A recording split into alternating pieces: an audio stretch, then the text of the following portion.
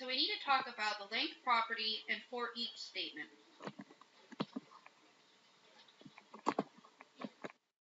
The length property is a feature that automatically holds the length of an array, or its size. This feature is also a member of the system.array class, which means it can be associated with any object or array. And the way it works is once you actually create an array, or in this case, we call it double array grade point, and we have it equal to the initializer list that is going to initialize 4 separate values or elements. So when we say the name of our array, such as grade point, and we associate it with the property .length, it's going to count how many elements are within that array, and it will feed back to the user what the size is. And in this case, I write console.writeLine. This array has 0 elements, and I want to associate placeholder 0 with grade point.length. It's going to count 1, 2, 3, 4, and say it has 4 elements. And so we can also use this in a loop. If I set this for IntCount equals 0, and then you continue the for loop until the count is no longer less than the grade point.length, or 4, and then increment count, then it's going to output the grade point index or element located at that index until the Boolean expression is no longer true.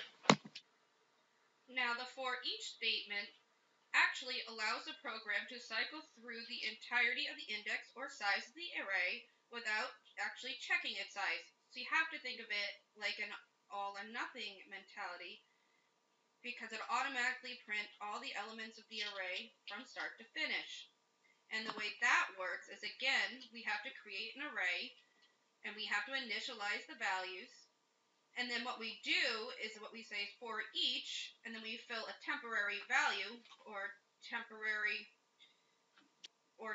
variable, such as average grade, and then we say where it's coming from in grade point, which means in the grade point array.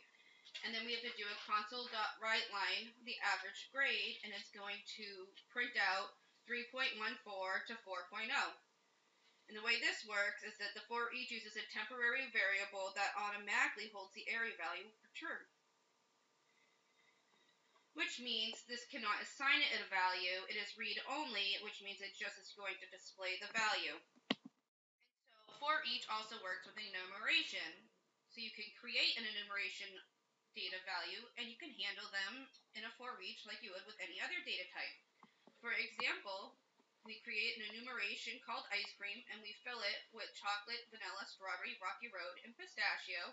We can create a for each statement, give a temporary variable such as string flavor in enumeration.getNames, the type of, which is type ice cream, and then it would output flavor, which will output all of the flavors within our enumeration.